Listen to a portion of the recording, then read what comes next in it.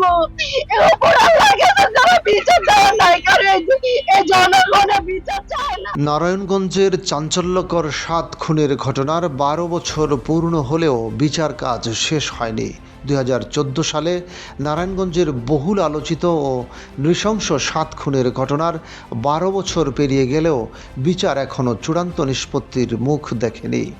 ২০১৪ সালের ২৭ এপ্রিল সংঘটিত এই ভয়াবহ হত্যাকাণ্ড দেশজুড়ে তীব্র আলোড়ন তুলেছিল। বিচারিক আদালত ও হাইকোর্টে মামলার গুরুত্বপূর্ণ অগ্রগতি হলেও এখন সেটি সুপ্রিম কোর্টের আপিল বিভাগে আটকে আছে। ফলে এক যুগ পেরিয়েও চূড়ান্ত বিচার না হওয়ায় ক্ষোভ, হতাশা ও দীর্ঘ প্রতীক্ষায় দিন কাটছে নিহতদের পরিবারগুলোর। রোববার ৭ খুনের ১২ বছর পূর্তিতে নারায়ণগঞ্জ আদালত প্রাঙ্গণে মানববন্ধন করেছেন নিহতদের স্বজনরা। দ্রুত বিচার সম্পন্ন করে রায় কার্যকরের দাবি জানান তারা। স্বজনদের ভাষ্য, বিচারিক আদালত ও হাইকোর্টে রায় হলেও আপিল বিভাগে বছরের পর বছর মামলাটি ঝুলে থাকায় ন্যায় বিচার যেন এখনও অধরাই রয়ে গেছে।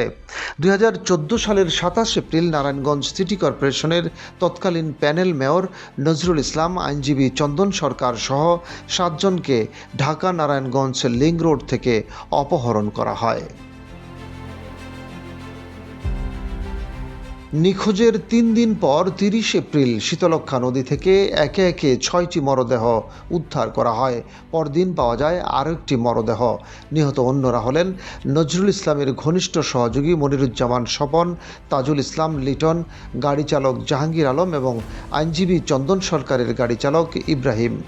নদীতে ভেসে ওঠা মরদেহগুলোর বিভীষিকাময় দৃশ্য সে সময় পুরো দেশকে নাড়িয়ে দিয়েছিল। ঘটনার পরদিন নজরুল ইসলামের স্ত্রী সেলিনা ইসলাম বাদী হয়ে ফতুল্লা মডেল থানায় একটি হত্যা মামলা দায়ের করেন। পরে আইনজীবী চন্দন সরকার ও তার গাড়ি চালক ইব্রাহিম হত্যার ঘটনায় আরেকটি মামলা করেন চন্দন সরকারের জামাতা বিজয় কুমার পাল।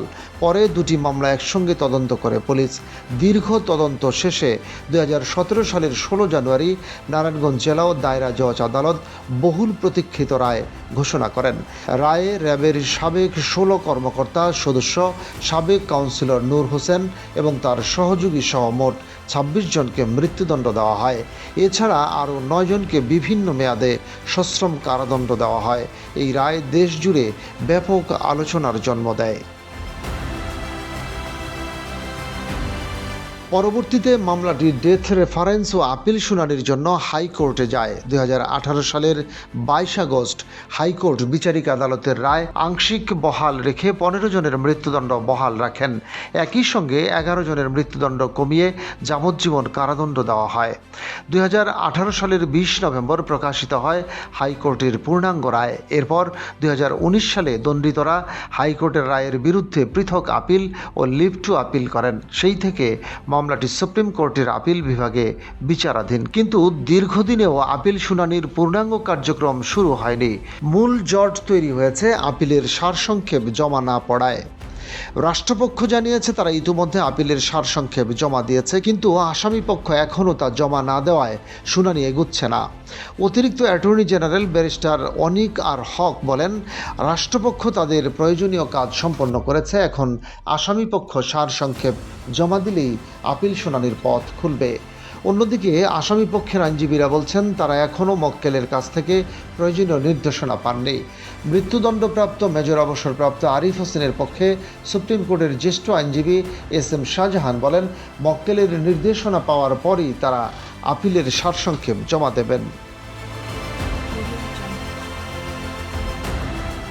গত বছরের অক্টোবরে সর্বশেষ শুনানিতে আপিল বিভাগ আসামিপক্ষকে সারসংক্ষেপ জমা দিতে নির্দেশ দেন, কিন্তু এরপরও অগ্রগতি হয়নি। ফলে মামলাটি আবারও ঝুলে যায়। রাষ্ট্রের প্রধান আইন কর্মকর্তা অ্যাটর্নি জেনারেল মোহাম্মদ রুহুল কুদ্দুস কাজল বলেছেন, আপিলকারী পক্ষ সারসংক্ষেপ জমা দিলেই রাষ্ট্রপক্ষ দ্রুত শুনানি শেষ করতে প্রস্তুত। এক যুগ আগে নারায়ণগঞ্জে সংঘটিত এই ৭ খুন শুধু একটি হত্যাকাণ্ড ছিল না, এটি ছিল আইনশৃঙ্খলা রক্ষাকারী বাহিনীর কিছু সদস্যের বিরুদ্ধে রাষ্ট্রীয় ক্ষমতার ভয়াবহ অপব্যবহারের এক জঘন্য নজির। সেই কারণেই মামলাটি দেশের বিচার ইতিহাসে বিশেষ গুরুত্ব বহন করে। কিন্তু এত আলোচিত ও স্পর্শকাতর একটি মামলার চূড়ান্ত নিষ্পত্তি বছরের পর বছর ঝুলে থাকায় বিচার প্রার্থীদের হতাশা আরও গভীর হচ্ছে। নিহতদের স্বজনরা বলছেন তারা আর নতুন কোনো প্রতিশ্রুতি চান না, চান শুধু চূড়ান্ত বিচার। তাদের প্রশ্ন, 12 বছরেও যদি একটি আলোচিত হত্যাকাণ্ডের বিচার শেষ না হয় তবে সাধারণ মানুষ ন্যায় বিচারের আশায় কোথায় দাঁড়াবে?